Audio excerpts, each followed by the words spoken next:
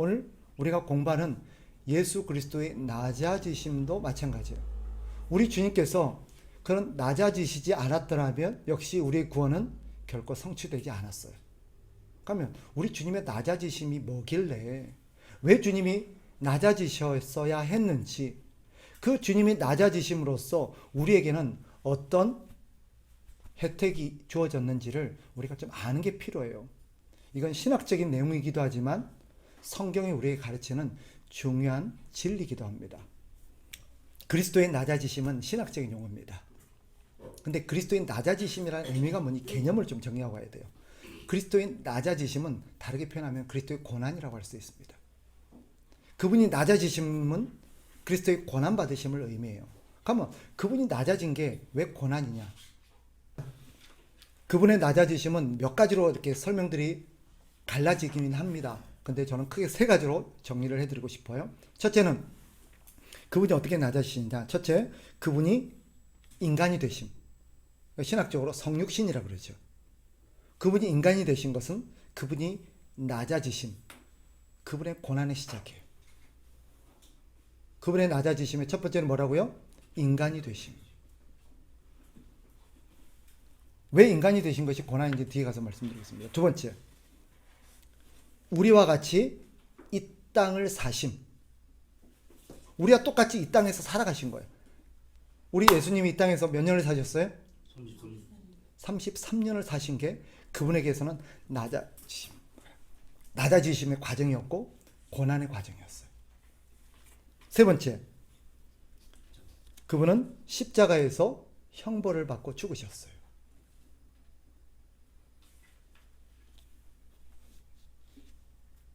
이것이 예수님이 우리를 위해서 낮아지신 큰 세 가지의 어떤 단계라고 할 수도 있겠고 과정이라고 할 수도 있습니다.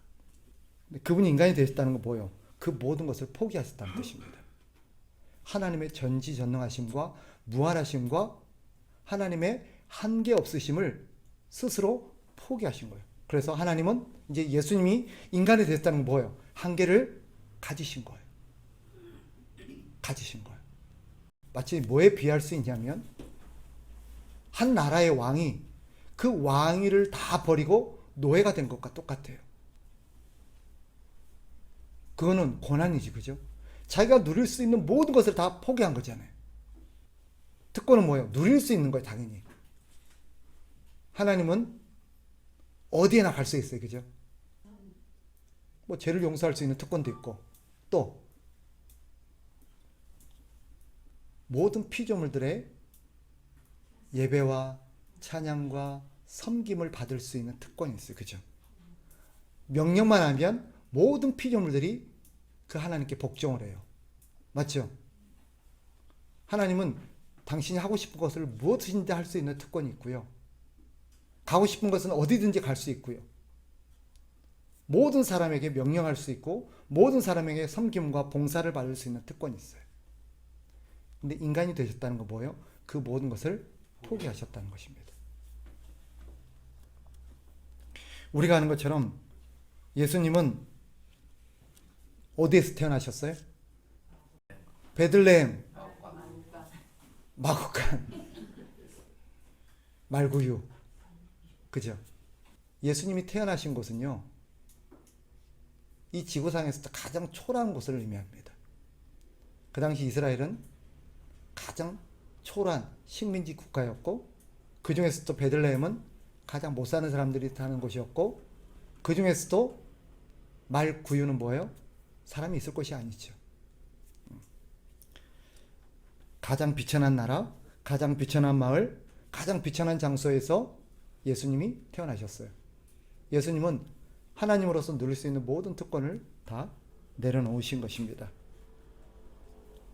그게 낮아지신 거예요. 그것은 예수님에게 있어서는 큰 고난이죠. 이 땅에서 33년을 사셨죠. 그게 왜 낮아지심일까요? 그게 왜 고난일까요? 어떤 걸 이해하면 되냐면요, 자, 우리는 지금 여기서 살면 많은 걸 누리며 살아요, 그죠? 좋은 차가 있고, 여기는 거의 다 차가 있잖아요. 차도 있고 집도 있고 물 틀면 뜨거운 물이 펑펑 쏟아지고, 냉장고 열면 맛있는 음식이 있고, 그죠? 집에 좋은 옷이 있고, 사랑하는 가족들이 있어요. 그런데 만약에 석 집사님이 봉사하기 위해서 아프리카로 가서 거기서 1년을 산다고 칩시다. 그럼 그 땅에서 사는 삶은 뭐예요? 고난이 있죠. 왜? 왜 아프리카에서 똑같이 요 사나 그 사나 뭐가 다를까 싶은데 거기서 산다는 거 뭘 의미해요? 누릴 수 있는 모든 것들을 다 포기하는 것 뿐만 아니라 그 땅에서 겪어야 될 모든 것들을 굳이 안 겪어도 되는 길을 겪기 때문이에요. 예수님이 이 땅에서 33년을 사심이 왜 그분에게 있어서는 낮아지심이고 고난이신가? 두 가지 때문이에요. 하나님의 나라에서 하나님으로 계셨더라면 겪지 않았을 고통을 이 땅을 사심으로써 그분은 겪은 것입니다. 자, 여러분이 다 아시지만 제가 좀 정리를 해볼게요. 예수님은 어느 집에서 태어나셨어요? 어느 집에서 태어나셨어요? 어느 가문, 어느 집안에서 태어나셨어요? 아버지가 누구예요? 요셉이 요셉. 엄마는? 자, 이 집은 어떤 가정이었을까요? 1번 부자였다. 2번 가난했다. 가난했다는 거 어떻게 알아요? 목숨 가난해요?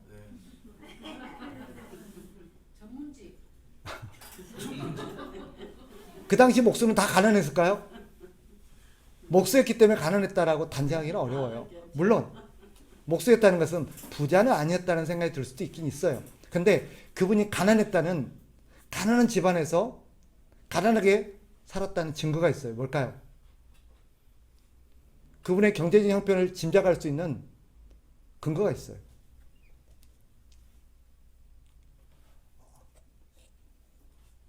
뭘까요? 성경에 그런 말이 있어요? 성경에 그런 말이 있을까요?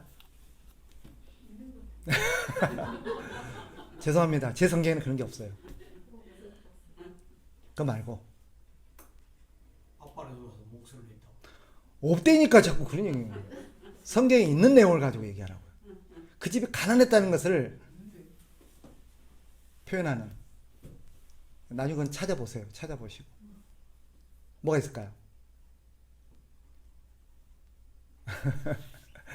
자, 예수님이 태어나자 그 집에서는 예수님이 태어나면 반드시 성전에 가서 뭐래요?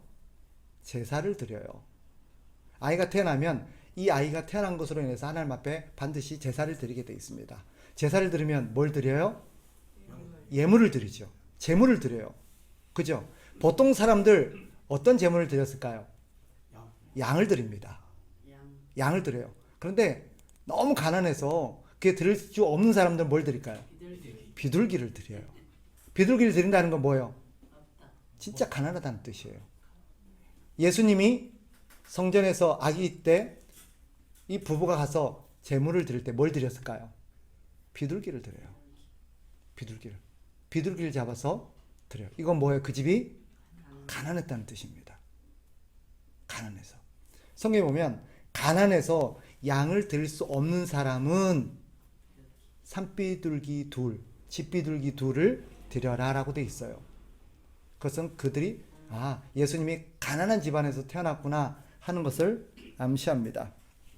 자, 그분이 30년 동안 사생애를 사셨죠. 우리는 그분이 30년 동안 어떤 일을 하며 살았을 거라고는 짐작을 합니다. 마치 성경에 써 있는 것처럼. 마치 30년 동안 목수 일을 하면서 가족을 부양했다는 것이 성경에 써 있는 것처럼 우리는 그렇게 생각하고 삽니다. 진짜로 성경에 써 있어요?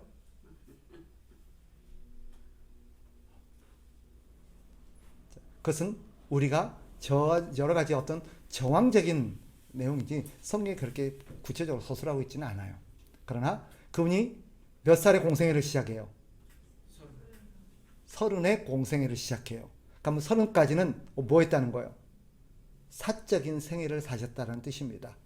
그 30년 동안 이분이 뭘 하고 살았는지는 성경에서 침묵하고 있어요. 단지 우리가 그 아버지가 목수였기 때문에 아버지의 뒤를 이어서 목수의 일을 하면서 가족을 부양하지 않았을까라고 짐작하는 거지 성경에 그렇게 써 있지는 않아요. 왠지 본 것 같죠? 신기하죠, 그죠? 예. 우리의 기억은 얼마든지 왜곡되어 있습니다. 어디서 주워 들은 거를 성경에서 본 것처럼 착각할 수 있습니다. 성경에 그런 내용은 없어요. 자, 그러면 예수님이 30년 동안 목수의 일을 하면서 아버지 일을 도왔다는 말도 있지만 아버지를 대신해서 아버지가 일찍 돌아가셔서 예수님이 그 일을 이어받아서 가족을 부양했을 거라고 말하는 분도 있습니다. 이유가 뭘까요? 장남이라서 그런 것도 있는데, 그 집에 보면 예수님이 12살 시절에 예루살렘에 올라갔다 예수님을 잃어버리는 사건이 발생할 때 그때 이후로는 예수님의 아버지에 대한 언급이 없어요. 엄마 마리아는 언급이 되는데 아버지에 대한 언급이 전혀 나오질 않습니다. 그래서 학자들은 짐작하기를 예수님의 아버지 요셉이 일찌감치 아마 어떤 이유로 죽었지 않았을까라고 짐작하기도 합니다만 성경에는 기록이 없습니다. 어쨌거나 하기는 예수님이 30년 동안 목수의 일을 하면서 가족을 부양하는 삶을 사셨을 거라고 보는 거죠. 그러니 그 삶은 예수님에게 있어서는 뭐예요? 고난이죠. 굳이 그것을 하지 않아도 되는 분이, 할 필요가 없는 분이 30년 동안은 그런 일을 하면서 사셨어요. 또 그분이 이 땅에 살았던 33년의 생애가 왜 그토록 그분에게 있어서는 낮아지심이고 고난의 시간이었냐? 그분의 공생애를 보면 그분은 3년 동안 집 없이 떠돌아 다니셨어요. 제자가 되겠다고 찾아온 사람들이 있었을 때 주님 뭐라 그래요? 여우도 굴이 있고 공중의 새도 집이 있건만 인자는 머리 둘 곳이 없다라고 집도 절도 없는 자신의 가난한 처지를 얘기합니다. 그분은 3년 동안 안락함이나 편안함과는 거리가 먼 삶을 사셨어요. 또 그분은 피곤함과 고단함, 배고픔을 경험하셨죠. 그분은 40일 동안 금식 기도를 하심으로써 육체적 고통을 경험하셨습니다. 또 사역이 너무 바빠서 몰려드는 사람들로 인해서 식사할 시간도 없을 정도였어요. 그건 성경에 나와요.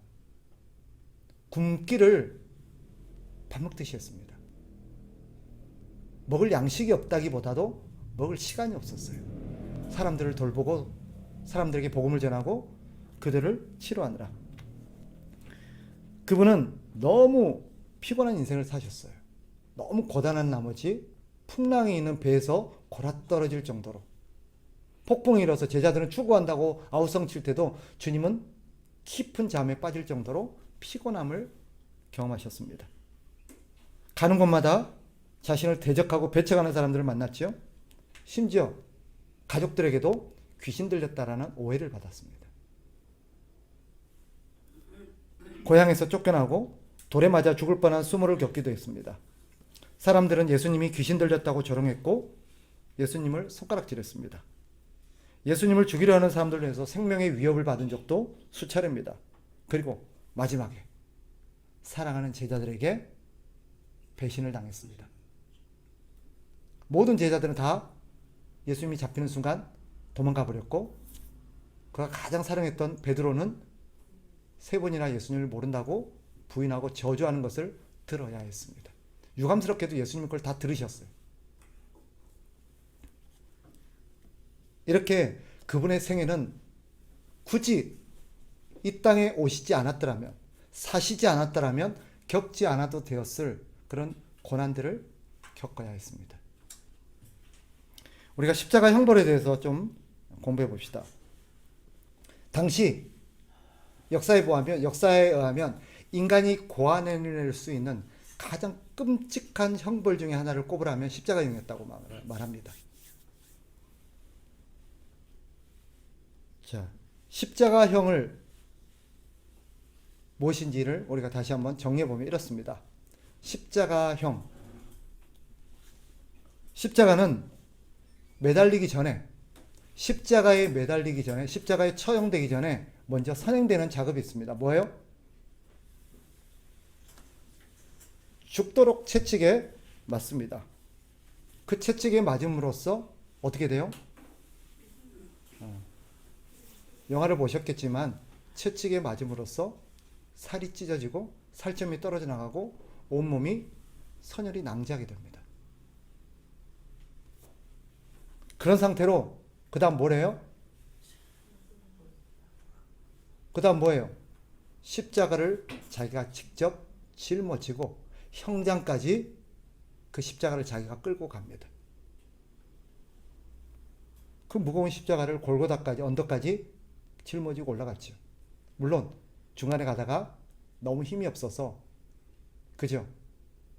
이 십자가를 대신 다른 사람이 짊어지게 하기는 했습니다. 혹시 누가 짊어졌는지 아세요?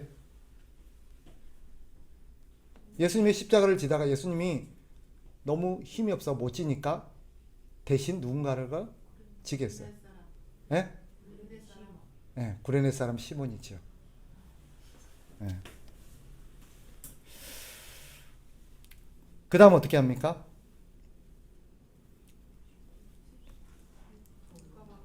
그 다음 십자가에 가면 손과 발을 못 박힙니다. 그죠? 손과 발에다가 대못을 박습니다. 그리고 오랜 시간을 끔찍한 고통을 받으며 죽어갑니다. 그 모든 과정도 고통스럽지만 십자가에 매달려서 문제는 빨리 안 죽는다는 거예요. 어떤 경우는 며칠씩 건강한 사람의 경우 며칠씩 가는 경우도 있다고 합니다. 근데 그 고통이 말할 수 없을 정도라고 합니다. 죽을 때까지 그 고통이 무감각해지는 게 아니라 계속해서 그 고통이 있다는 거예요. 그리고 그거 못지않게 예수님을 힘들게 했던 게 뭐겠어요? 병정들이 예수님의 옷을 발가벗겨서 사람들에게 수치를 당하게 했습니다. 우리 영화나 이런 데는 속옷으로 하체를 가리게 돼 있지만 실제로는 완전히 발가벗겨졌던 것으로 역사적인 어떤 자료는 말합니다.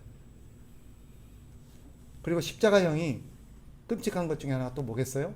이런 모든 과정도 끔찍하지만 십자가는 공개 처형입니다. 모든 사람들 앞에서 자기가 끔찍하게 죽어가는 과정을 다 지켜보게 되는 거예요. 자기가 아는 모든 사람들을 포함해서 가족들까지. 그런데 십자가형이 사람들에게 있어서 가장 혐오의 대상이고 십자가에 매달린 사람들이 가장 경멸했던 이유가 따로 있습니다. 뭐 때문일까요? 십자가에서 죽는다는 것은 그들에게는 중요한 어떤 의미를 갖고 있었습니다. 뭐 때문일까요? 이것이 바로 예수님을 5번 십자가형에 처해달라고 요구했던 이유와 연관이 있습니다. 사람들은 예수님을 제사장과 종교 지도자들은 예수님을 죽여달라고 했죠. 빌라도에게. 그런데 반드시 어떤 형에다 처해달라고 그랬어요? 십자가. 그 당시 사람을 죽이는 형이 십자가형만 있었던 게 아닙니다. 여러 가지 방법이 있었어요. 돌로 쳐 죽일 수도 있었고요. 능지처참이라는 방법도 있고요. 화형도 있습니다. 그런데 굳이 그들은 십자가에 못 박아 죽여달라고 요구를 했습니다. 죽이는 것 자체가 목적이 아니죠. 그는 반드시 십자가라는 처형 방식으로 죽어야만 했습니다. 그들에게 그걸 요구했어요. 왜? 십자가에서 죽는다는 것은, 십자가형으로 죽는다는 것은 그들에게 있어서는 모든 사람들이 경멸하고 조롱할 만한 어떤 의미를 갖고 있었기 때문이죠. 뭘까요? 네. 즉 십자가에 매달려 죽는다는 것은, 십자가에 죽는다는 것은요, 하나님의 저주를 받았다는 뜻입니다. 하나님의 저주를 받은 자. 상징이에요. 왜 그래요? 구약에 보면 나무에 달린 자마다 하나님의 저주를 받은 자라고 되어 있어요. 그래서 그 당시 구약 시대에 보면 하나님의 저주를 받아서 하나님이 사람들을 저주해서 그들을 심판할 때 어디에다 달아서 처형했을까요? 나무에 달겠어요. 나무에. 그 당시 이스라엘 백성들의 의식 속에는 나무에 달려 있으면 저 사람은 하나님의 저주를 받은 자라는 것을 만천하에 알려주는 것이에요. 예수님은 거기에 그들이 다 굳이 나무 십자가에 달게 했던 이유가 뭘까요? 많은 사람들에게 예수님이 어떤 자다? 하나님 앞에 저주를 받은 자다. 자칭 하나님의 아들이라고 말했지만 실제로는 그는 하나님 앞에 저주를 받은 자라는 것을 사람들에게 알려주고 싶었던, 보이고 싶었던 거예요. 그걸 연출하고 싶었던 거예요. 그래서 예수님을 따르던 많은 사람들이 예수님한테 실망하고 배신당했다는 것을 느끼고 돌아서기를 바랬던 거죠. 이게 종교 지도자들이 원했던 것입니다. 이해하시겠어요? 물론 십자가에는 또 하나의 의미가 있습니다. 하나님의 저주를 받은 자다라는 의미와 함께 십자가형은 또 어떤 죄를 상징하죠? 아까 누가 비슷하게 얘기한 것 같은데. 악취.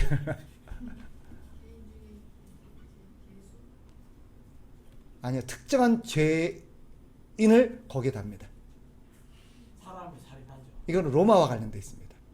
로마에서 십자가에 처형하는 사람은 딱 이런 죄를 지었을 때입니다. 로마를 배신하죠. 예? 그걸 다르게 표현해봐요. 쿠데타. 그걸 다르게 표현해봐요. 맞아요. 영모예요. 즉 정식으로 말하면 국가 반역죄예요.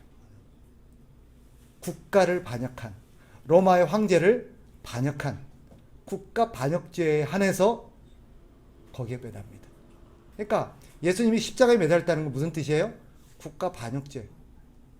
그런데 아이러니하게도 예수님의 십자가는 사람들은, 종교 지도자들과 사람들은 그 나무의 십자가에 예수님을 닮으로써 예수님이 어떤 자다? 하나님의 저주를 받은 자요, 왕에게 반역을 일으킨 자다라는 것을 보이고 싶었어요. 근데 하나님은 역으로 그 십자가를 이용해서 우리에게 뭘 가르쳐 주세요? 너희가 지은 죄가 뭔가를 가르쳐 주세요. 예수님의 십자가를 통해서 사람들은 예수님이 그런 자라고 말하고 싶었는데 하나님은 그 예수님의 십자가를 통해서 너희 죄가 무엇인지를 보여줍니다. 우리 죄가 뭐예요? 두 가지예요. 첫째, 하나님께 반역을 일으킨 죄. 하나님께 반역을 일으킨 죄. 또 하나, 그렇죠. 하나님 앞에 저주받은 자라는 거예요. 너희는 하나님 앞에 저주를 받은, 너희는 하나님을 반역한 자라는 거예요. 그게 바로 십자가를 통해서 사람들은 예수가 그런 자라고 박았지만 예수님은 그 예수님의 십자가를 통해서 너희가 지은 죄가 무엇인가를, 즉 예수님은 그러면 왜 거기 매달린 거예요? 우리를 대신해서, 우리를 대표해서 그 처형을 받은 거예요. 원래 그 십자가에는 누가 매달렸어야 돼요? 따라합시다. 우리가 하지 말고 내가. 왠지 우리로 해서 자꾸 어떻게 묻어가려고 그래요. 우리 자꾸 우리를 좋아해, 그죠? 우리 하면 좀 마음이 편해요. 내가 하면 좀 불편해요. 따라합시다. 내가. 그 십자가에 누가 매달렸어야 돼요? 내가 달렸었어야 돼요. 근데 나를 대신해서 예수님이 달리신 거예요. 그럼 예수님은 왜 그토록 처절하게 간절하게 기도를 했을까요? 예수님 우리에게 진짜 이것을 통해서 보여주고 싶었던 건 뭐냐면 어떤 경우에도 이 십자가를 져서는 안 된다라는 거예요. 왜? 십자가라는 것은 단순히 눈에 보이는 육체적인 고통으로 죽는 걸 말하는 게 아니라 이건 뭐예요? 죄로 인한 심판을 말하는 거예요. 어떤 경우에도 하나님의 심판은 받아서는 안 된다는 거예요. 왜? 예수님도 하나님의 심판이 얼마나 두렵고 무서운가를 알았기 때문이에요. 우리는 신학적으로 보세요. 예수님이 우리를 위해서 받으신 형벌을 십자가라고만 생각을 해요. 십자가는 예수님이 받은, 우리를 위해서 받은 우리의 죄가 무엇인가를 보여주는 하나의 그냥 어떻게 보면 상징이에요. 그러나 예수님이 우리를 위해서 받으신 고난은 십자가만이 아니에요.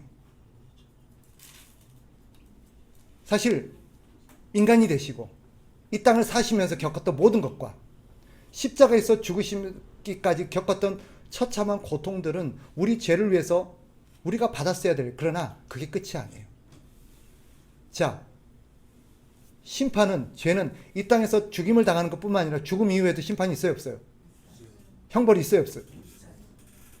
그 형벌까지를 포함하는, 그 형벌이 뭐예요? 지옥에, 그죠? 영원토록 하나님 앞에 버림을 받고 고통을 받는 거예요. 즉 하나님의 은혜로부터 끊어지는 거예요. 예수님이 가장 무서워했던 게 뭔지 아세요? 예수님이 십자가에서 지는 그 고통 자체도 예수님은 힘들어 하셨겠지만 예수님이 진짜 두려워하고 고통스러워했던 게 따로 있어요. 뭔지 아세요?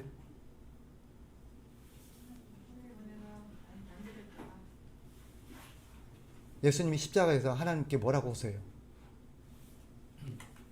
엘리 엘리 라마 사박다니. 무슨 뜻이에요? 나의 하나님 나를 버리셨나이까. 그 예수님이 진짜 무서워하고 진짜 괴로워했던 것은 하나님으로부터 버림받는 거였어요. 아버지로부터 버림받는 거. 이게 진짜 무서운 고통이었어요. 지옥이 뭔지 아세요? 하나님으로부터 영원토록 버림받는 거예요. 그게 고통이에요. 어떤 매를 맞고 살점이 찢겨나가고 뼈가 뒤틀리고 죽을 만한 육체적인 고통을 가는 것도 힘들고 괴로운 거지만 예수님이 진짜 무서워했던 것은 영원토록 하나님으로부터 버림받는 거였어요. 예수님은 우리를 대표해서 하나님으로부터 버림받는 고통을 당했던 거예요. 예수님은 그게 뭔지를 알았던 거예요. 우리는 그걸 몰라요. 받아본 적이 없으니까.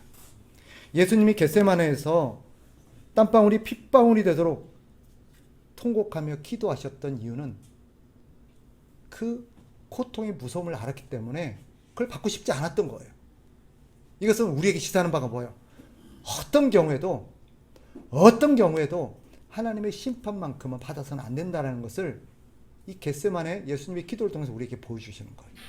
이는 훗날 예수 그리스도를 거절한 자들이 받게 될 하나님의 무서운 진노를 보여주는 복선입니다. 아마 마지막에요, 심판받아서 영원토록 하나님 앞에 버려졌던 그분들은 그때서야 예수님이 왜 그토록 그날 두려워했는지, 왜 그토록 땀방울이 핏방울이 되기까지 간절하게 그것을 가급적 마시지 않게 해달라고, 그걸 받지 않게 해달라고 기도했는지를 그때 깨닫게 될 겁니다. 우린 죽었다 깨어나도 그 고통의 무서움을 몰라요. 주님은 그 겟세마네 기도를 통해서 우리에게 이렇게 말하고 있어요. 어떤 경우에도 하나님의 심판을 받지 마라. 어떤 경우에도 하나님의 심판은 받지 마라. 하나님으로부터 버려진다는 게 얼마나 무서운 건지 너희는 모른다. 주님은 아셨거든요. 자, 마지막. 예수님의 이 고난의 의미는 뭐냐? 세 가지로 좀 정리를 해봅시다. 이거는 여러분들이 기억하셨으면 좋겠어요. 딴 거는 기억 못하더라도. 첫째, 예수님의 고난은 우리가 받아야 될 형벌을 대신 받으신 거다. 우리가 받아야 될 형벌을 대신 받은 거다. 십자가의 고통은 우리가 받았어야 될 거죠. 예수님은 자신의 죄 때문이 아니라 우리의 죄 때문에 십자가에서 형벌을 받으신 겁니다. 사람들은 뭐라고 조롱했어요? 십자가에 달린 예수를 통해서 마치 그것이 예수님의 죄 때문에 죽는 것처럼, 그죠? 조롱했어요. 너나 구원하세요. 너나. 그랬죠. 그러나 예수님이 그 십자가에 달려서 당하신 그 모진 고통은 우리가 받았어야 될 것들입니다. 두 번째, 예수님이 왜 이런 고난을 받으셨고 이 고난의 의미가 뭐냐? 우리와 같아져서 우리를 위로하시기 위해서입니다. 우리의 위로자가 되기 위해서. 히브리서에서 말하죠. 그분은 누구보다도 우리를 잘 아시고 우리를 위로하실 수 있는 분이다. 왜? 우리와 같이 똑같은 고통을 겪으셨기 때문에. 그분이 이 땅을 인간이 되셔서 이 땅을 사시면서 당했던 모든 고통은 인생들이, 모든 사람들이 겪는 고통입니다. 예수님도 같이 겪으면서 나도 겪었다. 나도 겪었다. 그래서 우리를 잘 아세요. 우리를 잘 이해하세요. 주님은 그걸 겪지 않아도 우리를 아시고 우리를 도우실 수 있는 분이에요. 그러나 우리의 죄성 때문에 그런 거예요. 우리는 그러잖아요. 겪어보지 않은 사람이 우리는 뭐라고 말해요? 당신이 뭘 알아? 겪어보지도 않아놓고. 그러잖아요. 그죠? 그런 우리를 위해서 주님이 이 모진 고통을 우리와 같은 시련을 겪으셨습니다. 마지막 세 번째, 우리에게 본이 되시기 위해서입니다. 우리의 본이 되시기 위해서. 무슨 본입니까? 주님을 믿고 신앙생활을 한다는 것은 낮아짐의 삶이라는 것을 우리에게 가르치기 위함이에요. 우리는 예수 믿고 신앙생활하면 높아지기를 기대하지, 그죠? 더 편하고 더 잘되고 더 높은 데 올라가기를 원해요. 그러나 예수님이 십자가를 통해서 보여주셨어요. 예수님을 따르고 예수님의 제자가 된다는 건 뭐다? 낮아지심의 삶이다. 낮아짐의 삶이다. 그래서 우리는 예수를 믿고 예수님 말씀대로 살아가기 위해서는 어떻게 해야 돼요? 낮아져야 돼요. 낮아진다는 게 뭐예요? 우리가 섬겨야 될 사람들과 같아지는 거예요. 예를 들어서 단적인 예로 어떤 몸에 육신의 장애를 갖고 있는 사람들, 몸이 불편한 사람들을 섬길 때는 우리도 꼭 그렇게 장애를 가져야 된다는 뜻은 아니에요. 그러나 그들의 어떤 어려움들을 이해하고 그들과 같은 어떤 입장이 되어서 생각해야 될 수 있어야 된다는 거예요. 이것을 실제로 몸소 실천한 분도 있어요. 우리가 아는 손양호 목사님 같은 분들. 손양호 목사님은 우리가 아는 것처럼 애양원이라는 곳에서 나병 환자들을 섬기셨던 분이죠. 그죠? 손양호 목사님은 나병 환자들을 섬기면서 나병 환자들이 당신같이 성한 사람이 어찌 우리와 함께 살려 하오? 라고 얘기를 하고 그를 배척했어요. 비록 우리를 도와보겠다고 하나 그 마음에는 어떤 게 담겨 있어요? 당신이 뭘 알까? 당신이 우리의 삶을 어떻게 알며 우리의 애환을 어떻게 알까? 라는 의미가 담겨 있죠. 그래서 손양호 목사님은 그렇게 기도했다 그래요. 주여 이들과 똑같아지게 해주십시오. 그래서 그들과 함께 밥을 먹고 그들과 함께 자고 그들과 함께 살았어요. 심지어 그들의 피고름을 입으로 그저 빨아내면서 기꺼이 그들과 같아지기를 원했어요. 그게 낮아짐이죠. 예수님을 믿고 제자가 되어 산다는 것은 그런 거예요. 근데 오늘날 그리스도인들은 자꾸 높아지려고 그러고 자꾸 대접받으려고 그러고 자꾸 성격을 받으려고 그래요. 네. 성교란 뭐예요? 성교. 성교란 뭐다? 우리 주님이 보여주세요. 그들과 같아지는 거예요. 그들의 삶 속으로 드러나는 것입니다. 낮아지는 거예요. 복음을 전하려면 낮아지셔야 되고 신앙생활 하려면 낮아져야 돼요. 우리가 낮아져야 그때부터 교회가 교회다워집니다. 저를 비롯해서 우리 모두가 우리 주님의 낮아지심을 본받아서 그렇게 신앙생활 했으면 좋겠습니다. 기도합시다.